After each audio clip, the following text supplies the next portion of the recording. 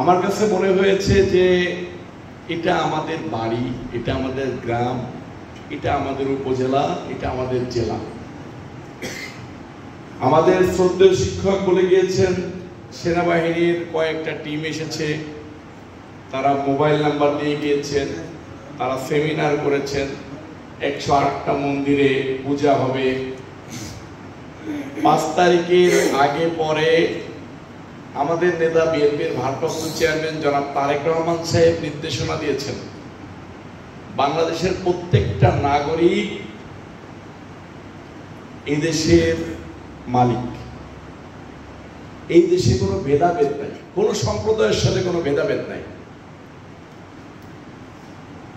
একই সাথে আমাদের নেতা বিএনপির ভারপ্রাপ্ত চেয়ারম্যান জনাব তারেক রহমান সাহেবের নির্দেশনায় কালকেই খুলনা ডিভিশনে দেখলাম যে সারা খুলনা ডিভিশনে যে কটা জেলা আছে সেই জেলার বিএনপির সভাপতি সাধারণ সম্পাদকদেরকে ডেকে নিয়ে তারেক রহমান সাহেব সরাসরি নির্দেশনা দিয়ে দিয়েছেন, প্রত্যেকটা মন্দিরের পাহারাদার হবে বিএনপির ভারপ্রাপ্ত চেয়ারম্যান জনাব তারেক রহমান এবং তারেক রহমান সাহেবের সৈনিকরা। আমাদের কাছে, আমরা যারা ঢাকাতে থাকি, নেতৃত্ব দেই, তাদের কাছে আরো অনেক আগেই বলে দিয়েছে।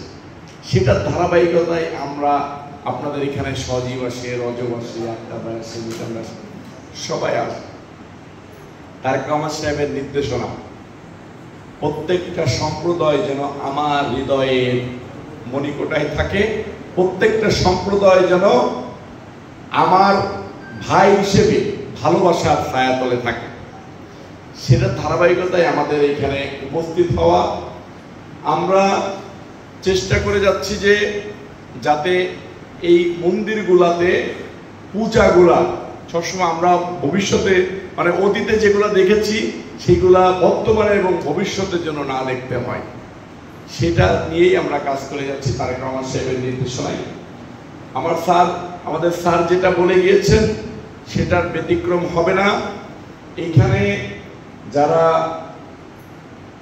স্বেচ্ছাসেবী থাকবে সেই স্বেচ্ছাসেবীদের জন্য আমি আমার ব্যক্তিগত উদ্যোগে তারেক রহমান সাহেবের পক্ষ থেকে তাদের গেঞ্জি এবং মাসি পিসিদের জন্য কিছু শাড়ির ব্যবস্থা করেছি। ওই গেঞ্জি থাকবে, ওই গেঞ্জি পরা থাকবে মানে বিএনপির ভারপ্রাপ্ত চেয়ারম্যান জনাব তারেক রহমান সাহেবের ছায়া এই মন্দিরের উপরে থাকবে। বিএনপি হবে পূজা মণ্ডপের পাহারাদার ইনশাআল্লাহ। আমার মাসি পিসিদের কাছে আমি একটা জিনিস ওইখান থেকে বলে এসেছি, আমার দাদারা তো সবসময় আমাকে পায়, আমার মাসিরা, পিসিরা, বৌদিরা আমাকে পায় না। আমি আপনাদের এই মাগুরা 2 আসনে আপনাদের সেবক হয়ে কাজ করার জন্য দীর্ঘদিন যাবৎ চেষ্টা করে যাচ্ছি। আপনারা হয়তো জানেন, কিছুদিন আগে একটা শিশু বাচ্চা মেয়ে ধর্ষিতা হয়েছিল হিন্দু সম্প্রদায়ের, জানেন? শুনেছিলেন? সেই মেয়েটার চিকিৎসা করেছিল কি জানেন?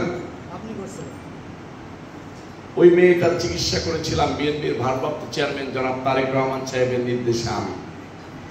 রাজাপুরে রাতের অন্ধকারে একটা বাড়িতে অতর্কিত হামলা করে কুবানো হয়েছিল, ডাকাতরা ডাকাত করেছিল, মনে আছে আপনাদের? হিন্দু সম্প্রদায়ের বাড়িতে শুনছিলেন? করেছিলাম আমি, চিকিৎসা সহযোগিতা করেছিলাম তারেক রহমান সাহেবের নির্দেশনায় আমি। মাগুরা 2 আসনের 19টা ইউনিয়নের প্রত্যেকটা গ্রামে, প্রত্যেকটা মন্দিরে, প্রত্যেকটা হিন্দু পরিবারের পাশে রবিউল ইসলাম নয়নের ছায়া আছে, থাকবে, ছিল। আমি মনে করি এই যে দাদারা বসে আছে, এই যে আমাদের শ্রদ্ধেয় শিক্ষক বসে আছে, উনি আমাদেরকে যে শিক্ষা দিয়েছেন, আমরা সেই শিক্ষা নিয়েই সকল ধর্ম বর্ণ নির্বিশেষে একত্রিত হয়ে এই মাগুরার বুকে বসবাস করবো, এই মাগুরা 2 আসনে বসবাস করবো। আপনারা করবেন না? আমি কি আপনাদের ভাই নই? আমি আপনাদের সন্তান নই? আমি আপনাদের ভাই, আমি আপনাদের সন্তান, আমি আপনাদের শ্রাদ্ধ, আমি আপনাদের বন্ধু। আমি আপনাদের সেবা করার সুযোগ চাই, আপনারা দিবেন? আমার হিন্দু সম্প্রদায়ের ভাই বোনরা সুযোগ দিবেন? আমি আপনাদের সেবা করতে চাই এবং জীবনের শেষ দিন আপনাদের পাহারাদার হতে চাই, আপনারা আমাকে এই সুযোগটা দিবেন। এই মন্দিরের কথা বলা হয়েছে, এই মন্দির আমি বলেছি যে আমার গ্রামের মন্দির, আমার থানার মন্দির, আমার জেলার মন্দির, আমাকে যদি মনোনয়ন দেওয়া হয় আমার নির্বাচনী আসনের মন্দির, এই মন্দির আমাদের সকলের মন্দির, এই মন্দিরের উন্নয়নের জন্য আমি আমার যথেষ্ট পার্টিসিপেট করবো ইনশাআল্লাহ।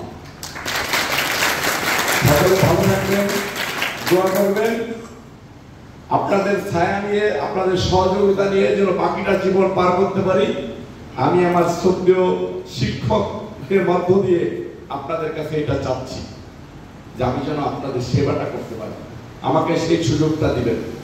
যদি আমাকে বিএনপির ভারপ্রাপ্ত চেয়ারম্যান জনাব তারেক রহমান সাহেব মনোনয়ন দেয়, আমি আমার শিক্ষকের মধ্য দিয়ে আপনাদের কাছে জিজ্ঞেস করতে চাই, আমাকে যদি মন্দির, আমি বলেছি যে আমার গ্রামের মন্দির, আমার থানার মন্দির, আমার জেলার মন্দির, আমাকে যদি মনোনয়ন দেওয়া হয় আমার নির্বাচনী আসনের মন্দির, এই মন্দির আমাদের সকলের মন্দির, এই মন্দিরের উন্নয়নের জন্য আমি আমার যথেষ্ট পার্টিসিপেট করবো ইনশাআল্লাহ। সকলে ভালো থাকবেন, দোয়া করবেন, আপনাদের ছায়া নিয়ে, আপনাদের সহযোগিতা নিয়ে যেন বাকিটা জীবন পার করতে পারি। আমি আমার শ্রদ্ধেয় শিক্ষকের মধ্য দিয়ে আপনাদের কাছে এটা চাচ্ছি যে আমি যেন আপনাদের সেবাটা করতে পারি, আমাকে সেই সুযোগটা দিবেন। যদি আমাকে বিএনপির ভারপ্রাপ্ত চেয়ারম্যান জনাব তারেক রহমান সাহেব মনোনয়ন দেয়, আমি আমার শিক্ষকের মধ্য দিয়ে আপনাদের কাছে জিজ্ঞেস করতে চাই, আমাকে যদি